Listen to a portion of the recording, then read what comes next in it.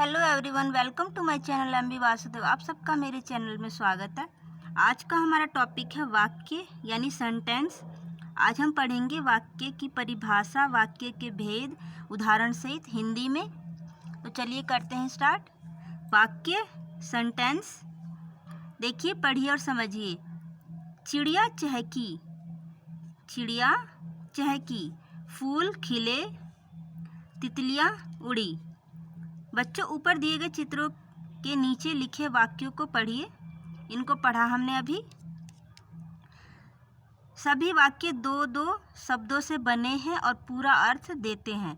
ये दो दो शब्द से बने हैं लेकिन इनका अर्थ पूरा है, यानी ये वाक्य अधूरे नहीं हैं।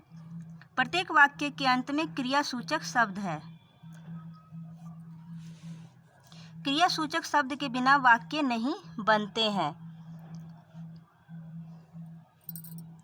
यह है वाक्य की परिभाषा। दो या दो से अधिक शब्दों के व्यवस्थित क्रम यदि संपूर्ण अर्थ देते हैं तो वाक्य कहलाते हैं। नीचे दिए गए वाक्य को पढ़िए। जाल घर है में। अब ये सेंटेंस सीधा नहीं है, मतलब इसको उल्टा पुल्टा लिखा है, यानी ये अधूरा है।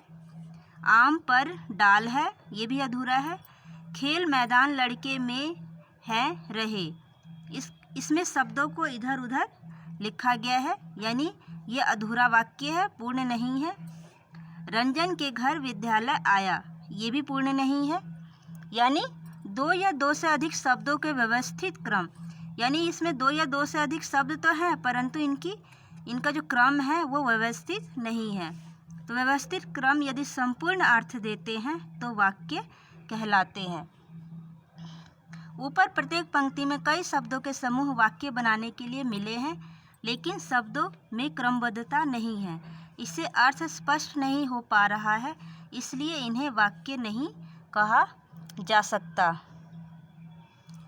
ऊपर के वाक्यों की पूर्णता के लिए इनका व्यवस्थित क्रम में होना आवश्यक है, साथ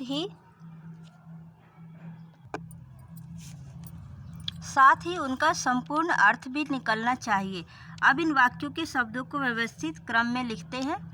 जैसे उधर था जाल घर में है, उसको हमने सीधा करके लिखा है। उधर जो वाक्य थे, आम डाल पर है, मैदान में लड़के खेल रहे हैं, रंजन विद्यालय से घर आया।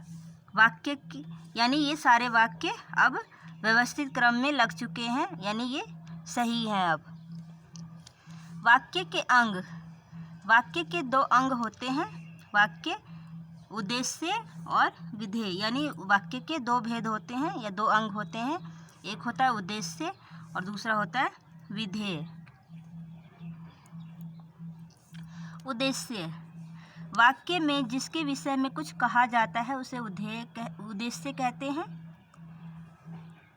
जैसे मोहन पढ़ता है, अखिल खेलता है। ऊपर लिखे दोनों वाक्यों में क्रमशः मोहन और अखिल के विषय में कुछ कहा जा रहा है, अतः ये दोनों उद्देश्य वाक्य हैं, यानी उद्देश्य हैं।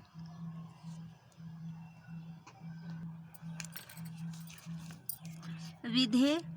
वाक्य में उद्देश्य के विषय में जो कुछ कहा जाता है उसे विधेय कहते हैं। जैसे रचना सोती है, निखिल लिखता है।